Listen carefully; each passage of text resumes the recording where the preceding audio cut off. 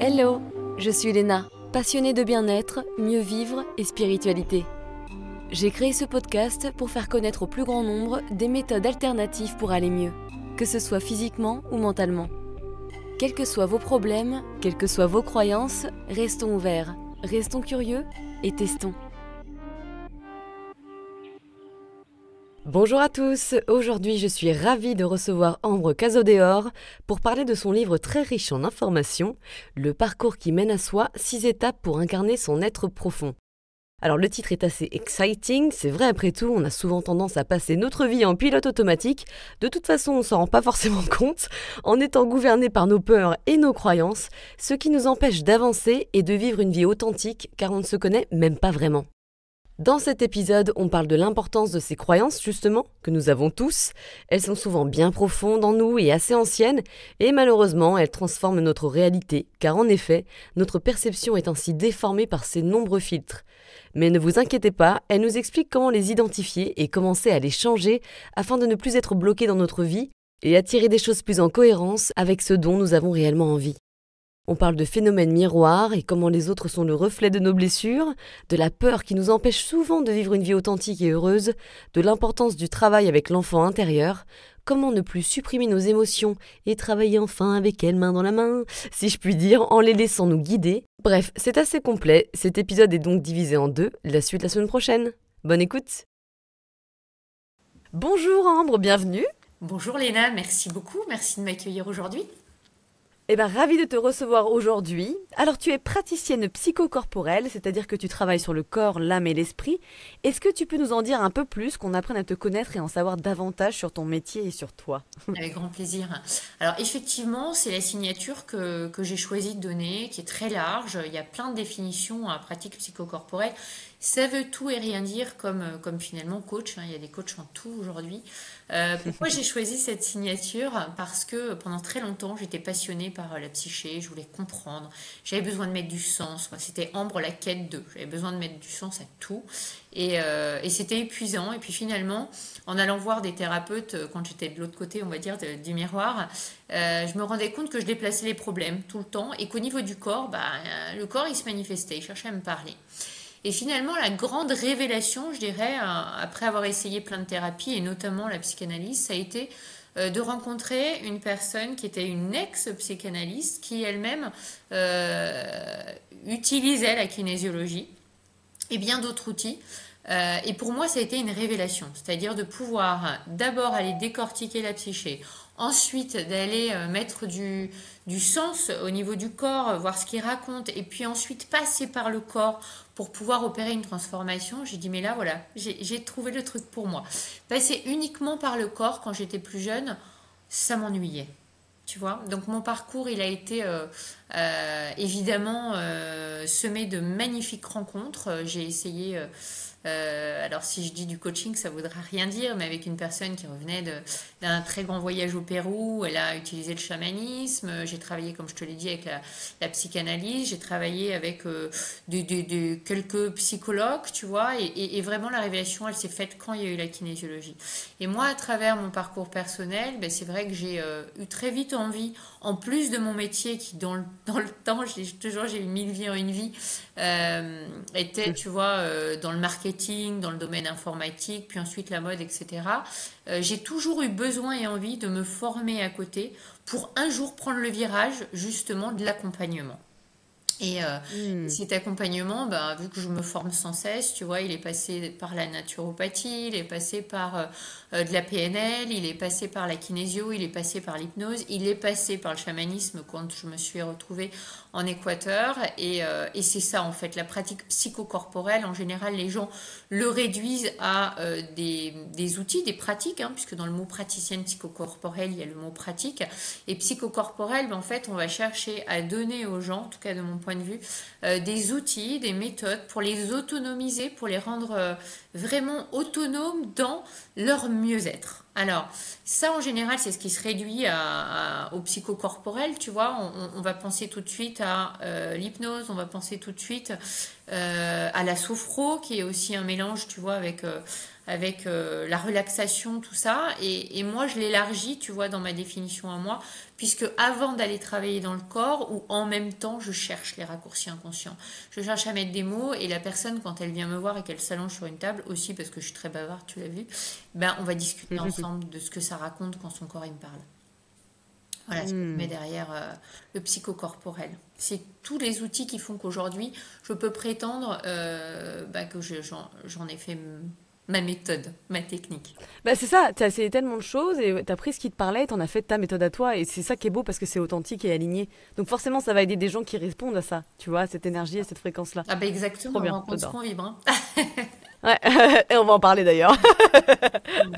Alors dans ton livre, qui est super d'ailleurs, je vais dire le titre, c'est le parcours qui mène à soi, 6 étapes pour incarner son être profond. Tu parles de ces 6 étapes et c'est hyper intéressant. Et pour la première étape de ce parcours, tu nous dis que notre réalité est en fait une pseudo-réalité, c'est-à-dire qu'elle est manipulée, si je puis dire, par des filtres. Notre observation est donc influencée et déformée par nos croyances. Qu'est-ce qui se passe? Ouais. C'est vrai qu'en fait, on est complètement prisonnier, enfermé par nos croyances limitantes. Tu sais, en physique quantique, on a l'habitude de dire que nos croyances créent notre réalité. Et c'est vraiment ça, c'est cette compréhension, d'où l'intérêt de travailler, pour le coup, avec n'importe quel type de spécialité, tu vois, thérapeutique, sur nos croyances. Pour moi, c'est essentiel, c'est fondamental. Et c'est difficile de travailler sur ces croyances parce qu'on n'est pas conscient de nos croyances. La plupart du temps, euh, tu vois, on en fait des convictions. Mais non, je te dis, c'est pas une croyance. Regarde, c'est l'histoire de ma vie. Bah oui, forcément, puisque tes croyances créent ta réalité. Donc c'est vraiment la compréhension que je dépends en permanence de mes croyances qui sont issues de plein de choses. Hein. Ce que j'ai vécu, tiens, un accident de voiture, donc je vais croire que la voiture, c'est un moyen de transport qui est dangereux. Mes parents m'ont toujours répété ça, donc vu que mes parents, je les considère comme mes dieux vivants, quand je suis petit, ben forcément c'est vrai.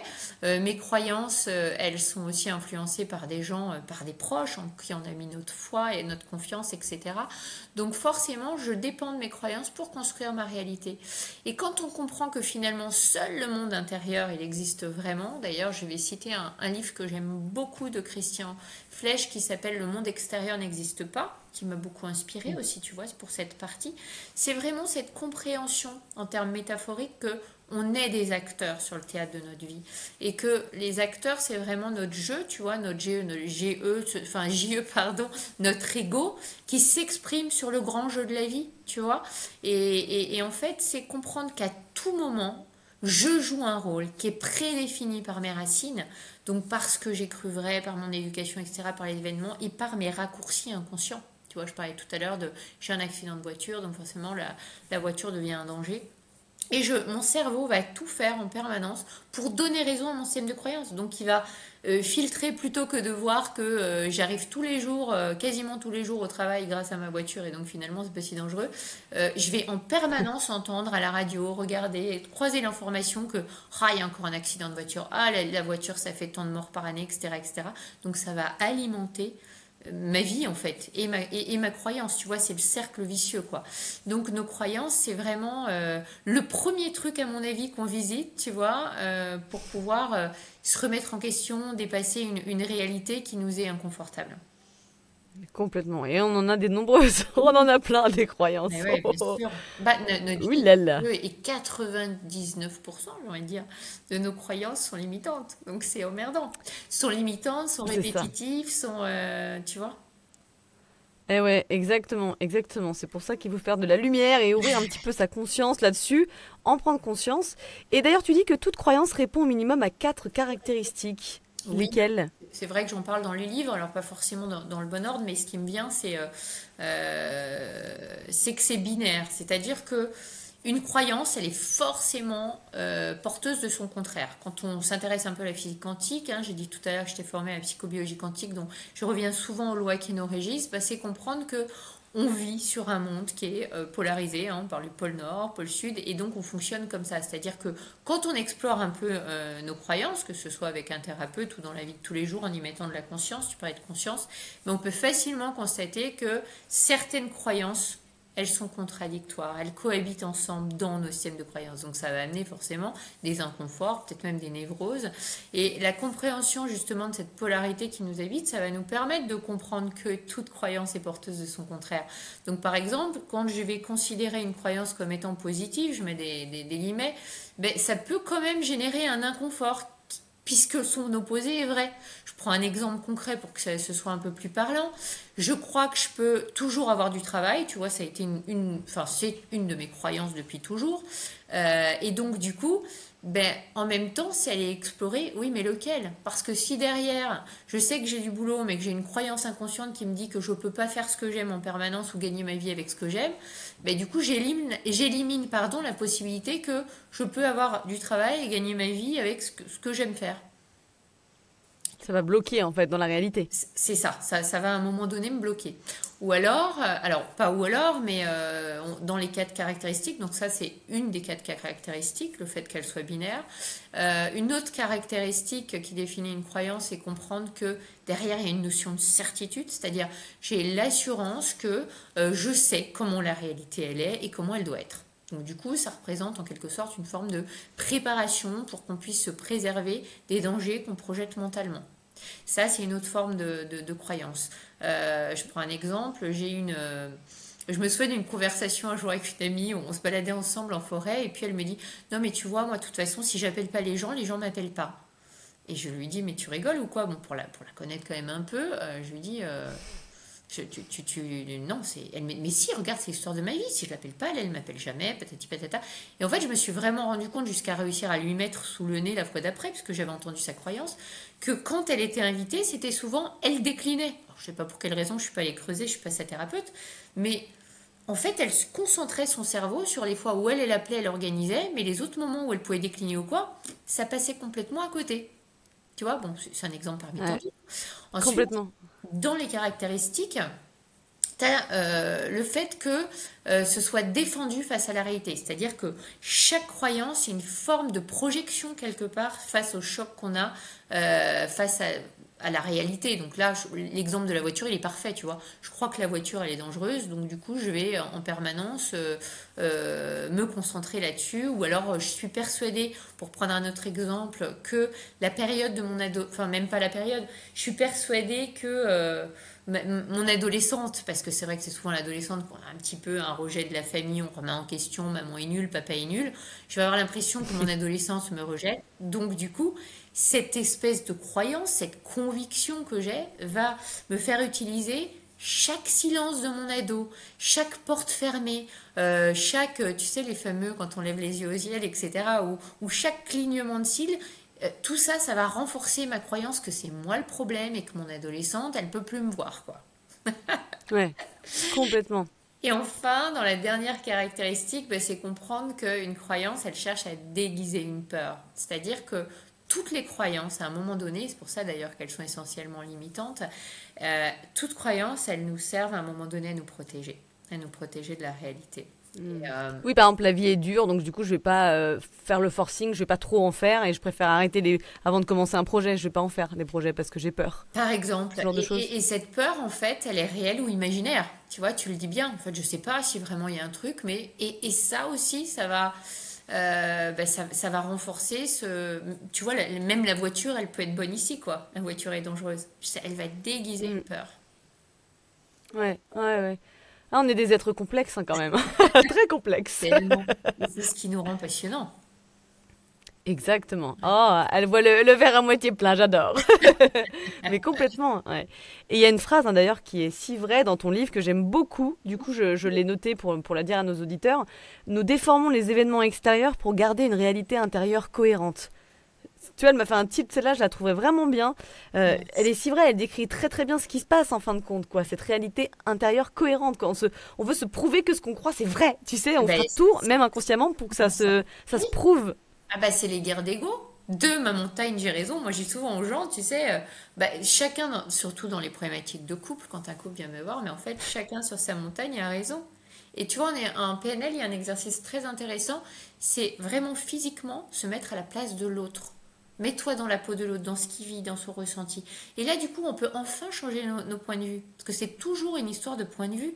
La réalité Mm. telle que je vois me pose problème parce que je ne suis pas allée regarder cette réalité sous un autre angle de vue. Et là, déjà, quand tu fais ça, mais il y a tout qui s'ouvre. Et ça, Complètement. c'est vraiment, tu vois, un tips qui est hyper facile à adopter dans la vie de tous les jours quand il y a une réalité qui nous pose problème. Parce qu'évidemment, déjà on est qui pour prétendre détenir la vérité? Depuis la nuit des temps, on se pose tous les mêmes questions, hein. Où on va après la mort? Pourquoi on est là? Est-ce qu'on a une mission de vie? Est-ce qu'au contraire, vu qu'on se réactualise, on peut tout être, tout faire et tout changer? Voilà. Complètement, ouais, complètement. Et alors ces fameuses croyances, comment on peut commencer par les identifier et les changer? Alors ça demande du temps, hein, mais en tout cas on sait qu'elles nous bloquent dans notre vie, sachant qu'en plus on attire des personnes et événements en cohérence avec ses croyances et notre légende personnelle. On attire ce que l'on aimait, hein, c'est ce que tu disais, c'est Ouais. bien connu, surtout très vrai. Donc comment on peut changer ça? Parce que c'est pas souvent positif, il y en a bien sûr, mais c'est quand même pas souvent positif, je dirais. C'est vrai qu'il y a beaucoup moins de croyances ressources, hein. Le je peux tout faire, je peux tout être, je peux tout avoir, je peux tout gagner. Bon, c'est moins souvent que en tout cas, c'est pas les gens qui viennent me voir le plus souvent, tu vois. Voilà, Euh, exactement. alors, identifier nos croyances, t'as raison, c'est un exercice difficile. Où je suis moins d'accord avec toi, c'est que ça prend pas forcément du temps. Quand tu joues le jeu de te dire, non pas en direct parce qu'on n'a pas de recul sur nous, enfin on n'a pas de recul, on prend pas assez souvent le temps de monter sur une échelle pour aller regarder vraiment en pleine conscience ce qu'on vit en permanence. Puis c'est un peu, c'est fatigant, ça demande beaucoup de concentration. Moi, ce que je conseille aux gens comme conseil, enfin comme tips, c'est vraiment de dire, bah, quand tu échanges avec autrui, comme toi à l'instant, tu vois, quand tu as dit, bah, ça prend du temps, je me suis dit, est-ce que je suis d'accord avec ça? Bah, pas forcément. Des fois oui, des fois non.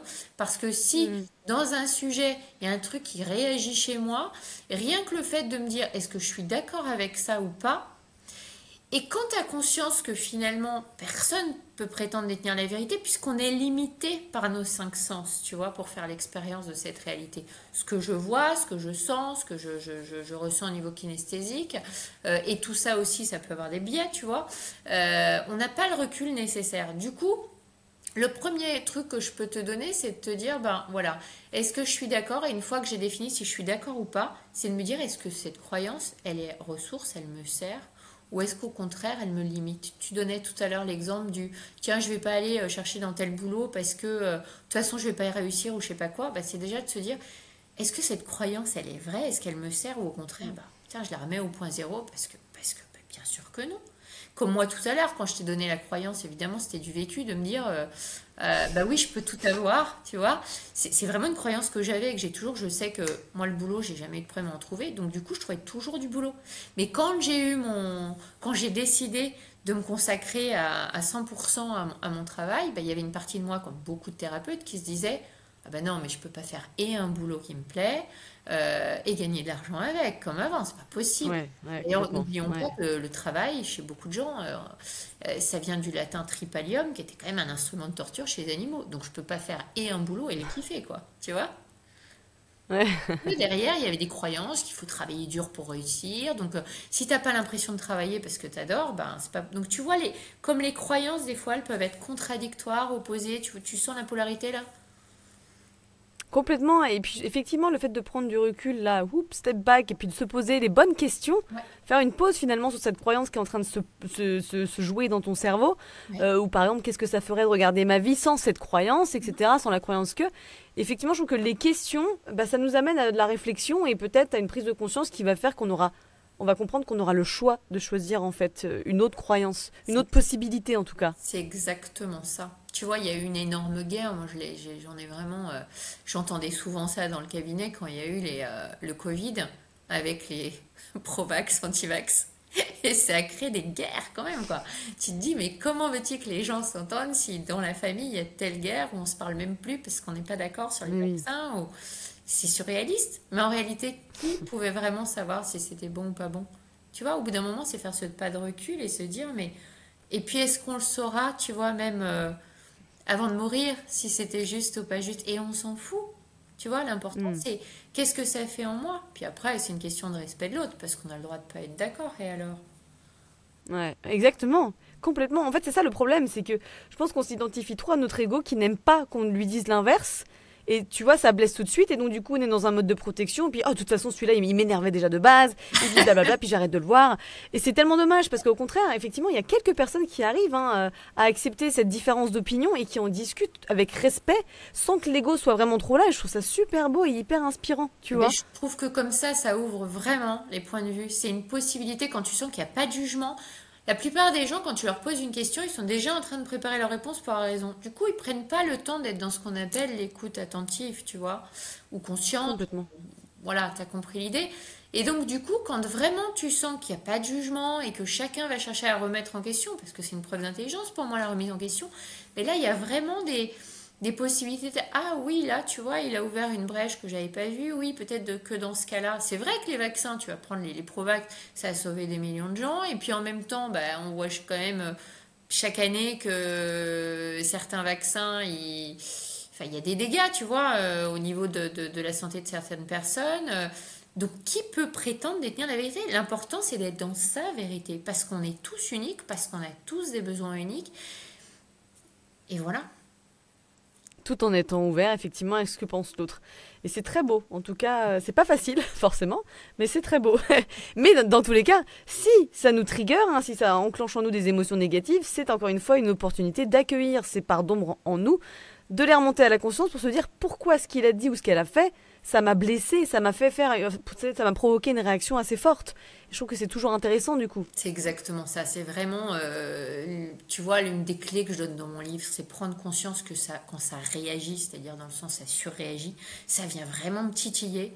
C'est toujours une invitation à prendre conscience de qu'est-ce que j'ai mis en déni, qu'est-ce que j'ai voulu cacher, qu'est-ce qui fait que moi je me suis interdit de penser comme ça ou de m'exprimer comme ça. C'est Ouais, exactement ça.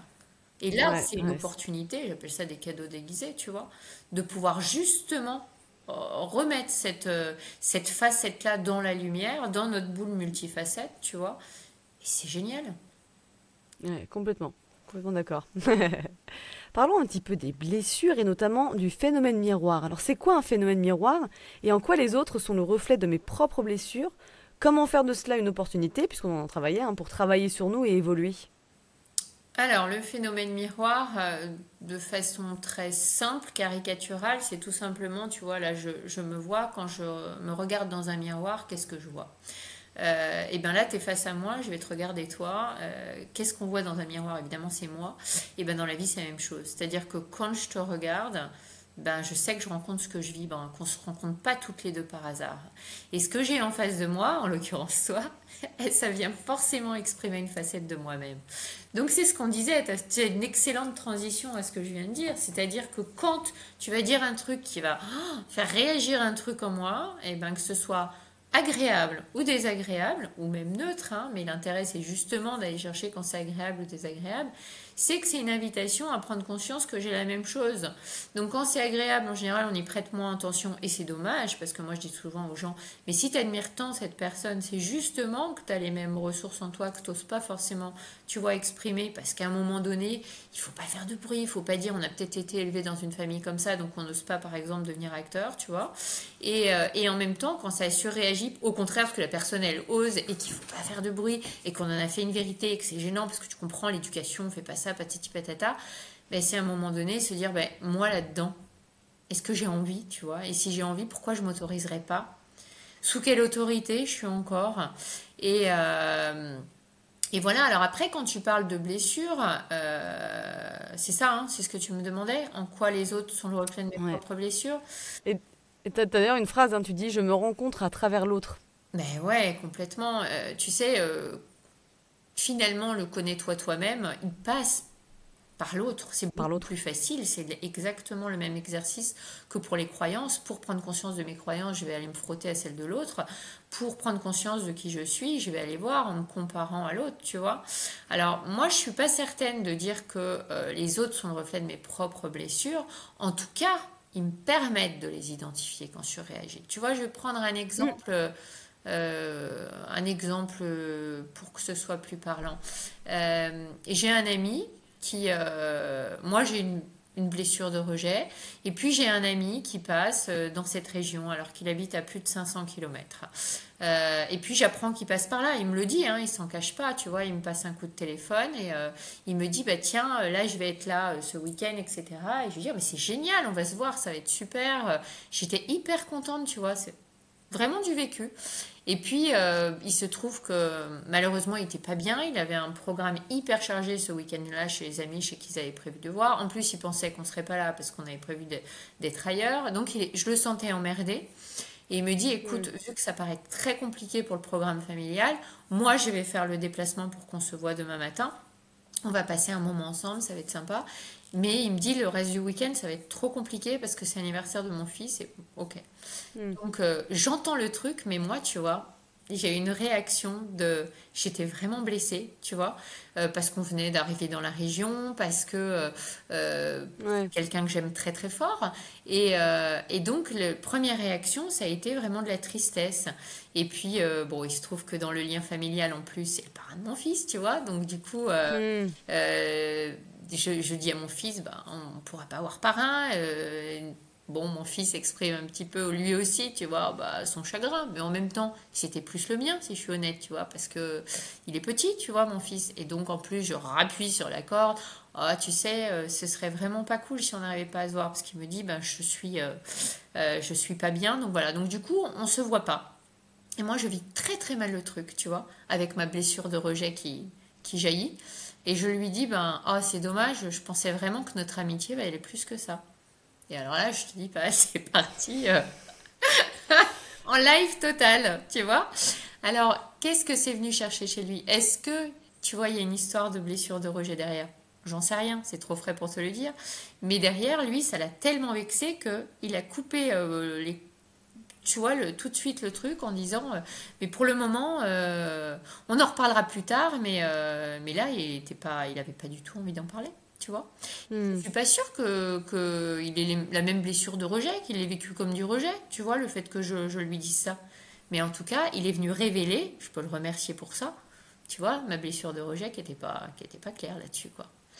Et toi, du coup, t'as travaillé comment pour tes émotions, Eh tes ben, ressentis, en tes les triggers? accueillant, parce que si je l'accueille pas, alors c'est difficile quand tu vis le truc de le voir comme un cadeau. Mais quand tu as conscience du programme, quand tu as conscience que tant que tu as une blessure, tu vas inconsciemment attirer à toi, magnétiser, puisqu'on est Hmm. des êtres, tu vois, d'énergie, donc on se comporte, c'est vraiment le principe de la loi d'attraction. Quand j'ai conscience que je magnétise à moi tous les événements et que j'en ai besoin pour m'élever, pour nettoyer, ben, en fait, il m'a fait un énorme cadeau. Parce que en Ça, c'est un pleurant, bel état d'esprit. en libérant, ouais, alors tu l'as pas sur le moment tu vis. Exactement, j'allais dire. Par contre, sur le moment, t'es là. Putain, l'univers, tu fais chier. J'en ai marre de tes histoires de développement personnel de merde. C'est ça. Mais vraiment, avec le recul, ben voilà, j'ai pris conscience que. Et ça ne pouvait pas être quelqu'un d'autre de proche qui Ouais. aurait pu faire travailler cette blessure-là. Parce que Hmm. pour te sentir rejeté, faut que tu aimes très fort la personne, Bah oui, bien sûr. tu vois. Ouais. Ouais. Non, tu t'en fous. Bon, elle n'est pas Ouais, passée me voir, elle n'est pas complètement. passée me voir, même si on habite à 500 km, et tu vois. Ouais. Ah non, non, les blessures de rejet, je connais ça. Ça fait partie de mes blessures, de mes nombreuses blessures. Ouais, Mais on n'est pas non, c'est qu'une blessure, intéressant, hein. hein. Bien sûr, et on en a tous. C'est juste que quand je pense on travaille sur nous-mêmes, on est plus conscient de nos blessures puisqu'on a travaillé dessus. Mais tout le monde en a, c'est juste qu'il y en a plein qui sont complètement dans le déni. Et quelque part, ils Ouais. s'en portent pas plus mal jusqu'au jour à avoir vraiment soit des merdes dans leur vie, que ce soit santé ou dans ce qui se passe autour d'eux. Mais on n'est pas venus pour tous la même évolution, la même chose, chacun son timing, on va dire. Et c'est bon. Mais nous, c'est qu'on a les mains dans la bouille, là, dans le cambouis. Enfin, en tout cas, la vie, elle est faite de cycles, hein, que ce soit en couple, au travail, dans nos relations, etc. Et pourtant, nous sommes quand même très souvent dans la résistance face à ce qui nous arrive, ce qui aggrave et prolonge notre douleur, hein, c'est quand même assez vrai. Comment accepter qu'un cycle se termine? Quelle vision on peut avoir pour être davantage serein et ne plus nager à contre-courant? C'est intéressant ta question. Tu sais, moi, je dis souvent que le changement est rime avec peur. que le changement il rime avec doute, hein, pas toujours. Hein, des fois, il rime avec excitation aussi, tu vois, quand tu quittes un appartement pour déménager dans une maison que tu as Oui, construite, voilà. Mais mais la grossesse, par exemple, ça fait peur. Enfin, en tout cas, de ce que je vis moi, par exemple. C'est pour ça que ça par résonne dans ce que exemple, tu dis. avec des inconforts, est-ce que je vais être à la hauteur? Avec des doutes, est-ce que je vais savoir faire? Et c'est normal en fait, parce que le cerveau, il n'aime pas le changement. Et l'ego non plus d'ailleurs. Donc c'est Ouais, la fameuse zone de confort qui n'a rien de confortable. complètement. Et c'est logique parce que la vie, elle est mouvement. Et tu le sais, on est tous reliés, on est reliés à la nature. Je parle souvent, tu vois, des arbres, etc. Parce que la kinésio, c'est quand même vachement basé sur les principes de la médecine chinoise. Donc en fait, tout est un cycle. Et si tu bouges pas, Mm, c'est l'univers qui va te faire bouger. Donc autant, tu vois, totalement. autant être dans le cycle et faire circuler tout ça. Donc du coup, pour atteindre notre zone de génie, ben, tu sais, il y a un très beau schéma hein, qui montre zone de confort, zone de peur, zone de génie. Il faut traverser, il faut rencontrer nos peurs. Alors du coup, ben, vu que ça rime avec peur, et effectivement, tu demandais comment on peut être serein. C'est difficile d'être serein face à nos peurs. Et je crois que là aussi, pour faire le pont avec les croyances, tes questions autour des croyances, je crois qu'au-delà des croyances, il y a une histoire de foi. Tu vois, moi j'ai une croyance qui va vraiment, tu vois, comme une conviction, une foi que tout est juste parfait et à sa place. Tout à l'heure, tu me disais, Ouais. bah, c'est chouette de voir l'histoire avec ton meilleur ami comme quelque chose de cadeau déguisé, mais parce que j'ai cette foi aussi. Donc je vais chercher quand j'ai un inconfort, quand j'ai une merde, entre guillemets, qui me tombe sur la tête, c'est quoi le cadeau là? Tu vois? Et du coup, quand tu as la conviction que tout est juste parfait et à sa place, et c'est vraiment une conviction que j'ai, c'est vraiment la Mm, croyance derrière que l'univers conspire à notre évolution. Du coup, c'est accepter de ressentir ce que notre ventre nous dicte.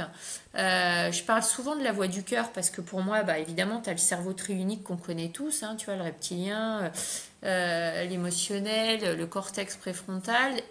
On parle beaucoup du deuxième cerveau avec le ventre, et puis tu ouais.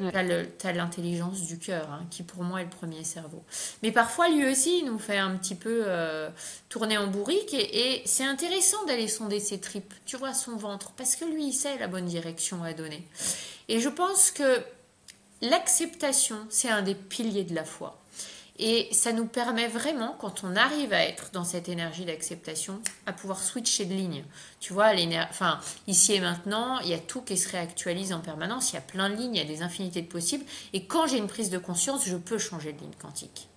Et du coup, c'est vraiment à l'image, quelque part, je ne sais pas si tu vois cette fameuse courbe du deuil, qui est le modèle de Kubler-Ross, je ne sais pas si je le dis bien, Elisabeth, tu sais, c'est un modèle allemand. C'est une femme qui avait mis au point une courbe où tu as, quand tu apprends, donc dans tout deuil, hein, que ce soit le deuil d'une personne physique, le deuil de, je parlais tout à l'heure d'un déménagement, il faut quand même faire un deuil de l'appartement ou de la maison qu'on va quitter. Tu parlais de ton bébé, bah, il va falloir que tu fasses, si c'est ton premier, le deuil de ta vie de couple à deux, pour rentrer dans un système familial. Donc il y a des deuils à faire. Toute notre vie, on est accompagné de deuil. Et dans les étapes selon ce Ouais. modèle de Kubler-Ross, c'est vraiment comprendre que tu as le choc, tu as le déni, tu as la colère, tu as la tristesse, tu as la résignation, et puis ensuite l'acceptation, le renouveau. Alors ce modèle, il est en remis en question, déjà parce que tu n'as pas toujours un choc. Tu vois, c'est sûr que si tu perds une personne dans un accident de voiture, tu n'as pas pu t'y préparer. Le choc, il va être bien plus grand, et le déni derrière, je ne peux pas croire qu'il soit parti, que si ça fait des mois que tu accompagnes quelqu'un en fin de vie. Tu vois, c'est là où il peut être mis en question.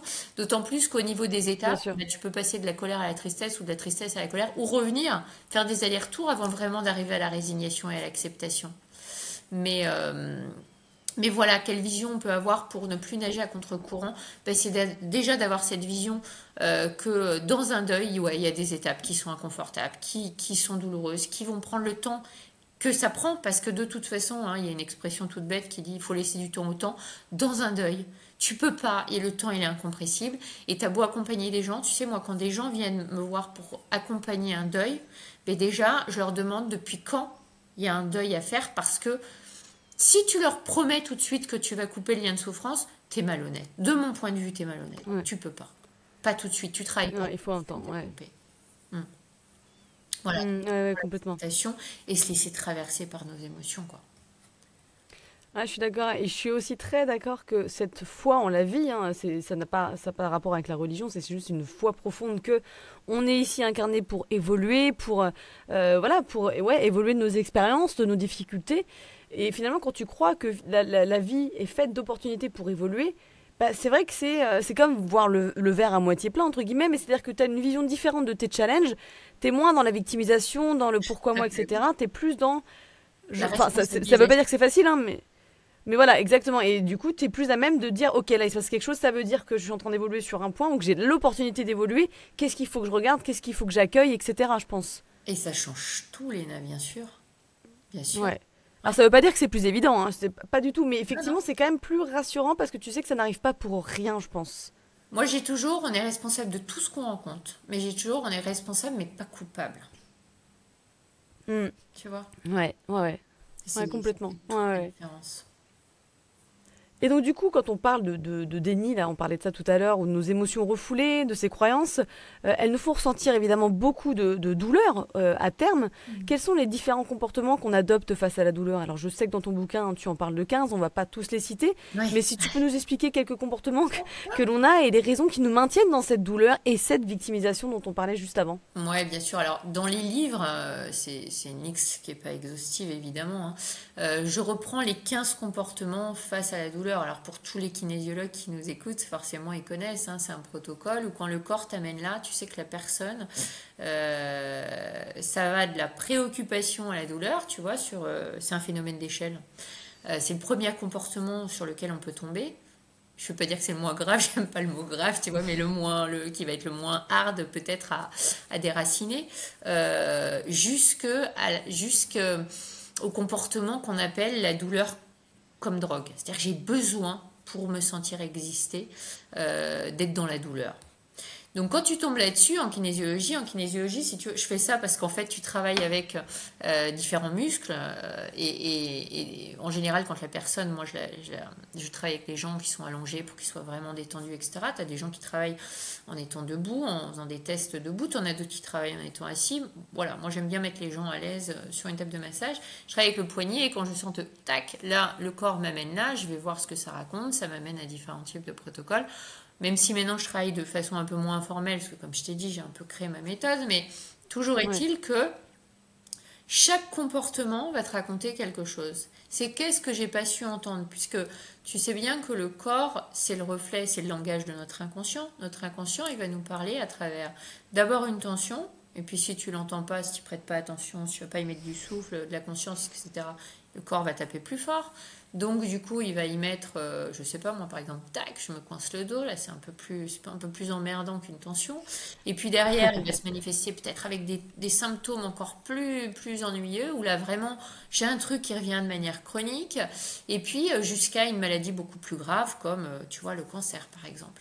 Et une fois de plus, une maladie, c'est un cadeau, parce que c'est qu'est-ce que mon inconscient est en train de me dire. En thérapie, on parle très souvent de l'intention positive du symptôme. C'est comprendre que tant que j'irai pas visiter le pourquoi mon corps il s'exprime comme ça, je vais continuer à être dans un truc qui me convient pas en fait, tu vois. Donc là, Amen to that. ouais. Et donc du coup, dans les différents comportements, je les ai pas forcément en tête parce que 15, là, quand tu tombes là-dessus dans le corps, tu vas chercher. Hein. Tu as effectivement, voilà, dans l'échelle, tu as cette préoccupation à la douleur, de manière un petit peu plus fort sur l'échelle, ça va être quand tu tombes dans des symptômes d'anxiété et de dépression. Et là, en fait, la personne, bah, comment elle est, elle se trouve vraiment dans l'incapacité de communiquer. La personne, elle s'angoisse en permanence et l'angoisse, elle va prendre tellement de place qu'à un moment donné, la personne, elle va tomber dans la dépression qui devient chronique et profonde. Et moi, je le dis toujours, la dépression, c'est un énorme cadeau de la vie, tu vois, parce que c'est vraiment le truc qui te stoppe pour te dire, maintenant, tu peux plus continuer comme ça. Et donc, si tu veux, il y a un homme, voilà, pour pas le citer, qui s'appelle Moussa Nabati, qui est un spécialiste de l'enfant intérieur, qui parle de la dépression, mais avec tellement de justesse, où il explique à quel point souvent ça sous-tend une carence matricielle. Quand l'enfant il a manqué de maman, parce que sa maman, ça veut pas dire qu'elle n'était pas forcément présente, hein. Soit effectivement à un moment donné elle a dû s'absenter et ça a créé une carence, soit la maman psychiquement, bah, elle était peut-être elle-même en dépression, donc pas présente pour l'enfant. Soit la maman est tellement préoccupée par son travail, etc. Enfin, tu vois, il y a plein de choses qui peuvent expliquer une carence matricielle. Mais quand vraiment tu vas chercher le vide, tu sais, ce sentiment de vide qu'on peut avoir parfois, et plus il est profond, ce sentiment de vide, plus on cherche à aller à l'extérieur. Et là, tu peux Mm. tomber justement dans de l'alcool, de la drogue, dans tant qu'on cherche même de la nourriture, du sucre à l'extérieur à combler ce vide intérieur, ça fonctionne pas. Et Complètement. la dépression, ça va être le cadeau justement quand on prend conscience qui va te permettre enfin d'aller soigner cet enfant intérieur pour justement lui donner, parce que le parent, il n'a pas su, il n'a pas pu lui donner, déjà peut-être parce qu'il ne savait pas ou tout simplement parce qu'on n'a pas les mêmes besoins les uns les autres. Donc ça, c'est un Ouais. autre comportement, tu vois, l'anxiété, la dépression dans les comportements face à la douleur. Et puis, je sais pas, tu as les explosions d'incidents de type hystérique, quand les gens, tu vois, tombent dans l'hystérie. Donc, ils sont toujours en train de manager, je veux pas laisser exploser la cocotte minute, puis au bout d'un moment, c'est pas possible. Voilà. Donc, du coup, qu'est-ce qu'ils font? Ils se mettent des Exactement. masques de calme, et puis, tu sais, ça fait partie de ces faux calmes, hein, Ouais. tu vois. Ouais. Et que ça explose. Ouais. Ça Ouais, explose. c'est hyper intéressant. Et on a tous hein, notre manière ou nos manières de laisser s'exprimer Oui, ces blessures. oui. Le syndrome de la cocotte minute, effectivement, ça existe bel et bien. Mais c'est intéressant de savoir comment on réagit face à tout ça. C'est ça. Et Encore en une fait, fois. la kinésio, ça va t'amener là, justement, quand tu tombes là-dessus, c'est aider la personne à en prendre conscience pour justement lui expliquer ce que cette maladie ou le mal de vivre, ou en tout cas ce mal-être, Mm. raconte. Et tu lui proposes, hein, après la personne dispose, hein, toi t'es rien, je veux dire, t'es juste une lumière, la personne elle est venue te trouver pour se sortir de sa problématique ou pas, c'est là où après nous on a enfin tu vois, notre pouvoir il est limité là-dedans. Mais c'est l'inviter à adopter un autre comportement, puisque c'est ça qui va tout changer, pour justement arriver à l'état désiré de la personne. Tu vois, quand tu es Ouais. dans des comportements face à la douleur, comme quand tu es dans le déni, tu parlais de déni tout à l'heure, le déni de tous mes problèmes parce que je me concentre sur ma douleur, donc il n'y a plus que la douleur qui compte, un des comportements qu'on peut proposer à la personne de prendre, c'est à un moment donné d'accepter sa douleur comme un fait, que c'est pas toujours facile, mais pour qu'elle puisse continuer enfin à vivre et arrêter de se focaliser, parce que en physique quantique, on le sait aussi, plus tu es focalisé sur une ligne, plus tu l'entretiens, plus tu la nourris, et tout le reste disparaît en fait, quoi. Et les autres possibilités, Ouais. n'en sont plus. Tu réduis ton champ Ouais. des possibles. Complètement. Ouais.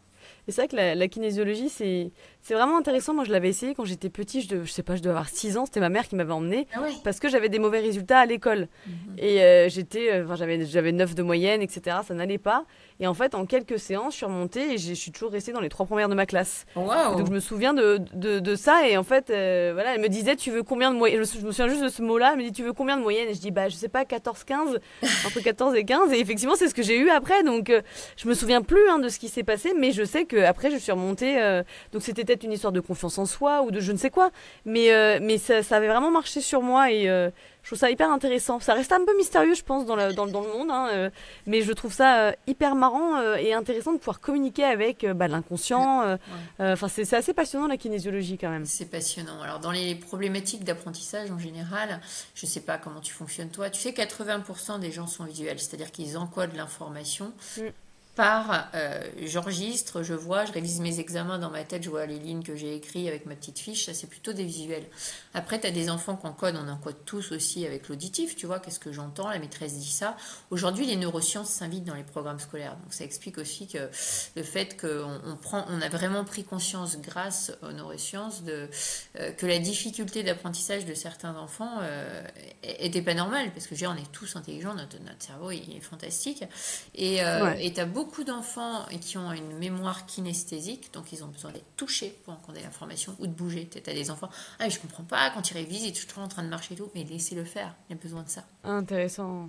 Et c'est une des branches de la kinésio. Peut-être que tu as été travaillé sur cette branche-là quand il y a une difficulté à l'école. Mais oui, c'est très, très efficace. Et aujourd'hui, l'édukinésiologie, alors qu'elle a d'autres noms, la brain gym, etc., elle s'adresse de plus en plus aux adultes aussi, puisque, comme tu vois, moi, j'ai fait une reconversion professionnelle. J'ai vraiment switché à l'âge de 33 ans. J'ai eu un gros changement de métier, puis il y en a eu d'autres.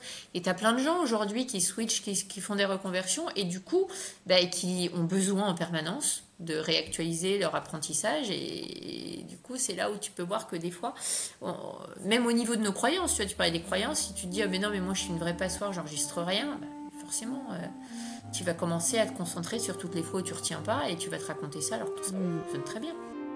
La suite la semaine prochaine.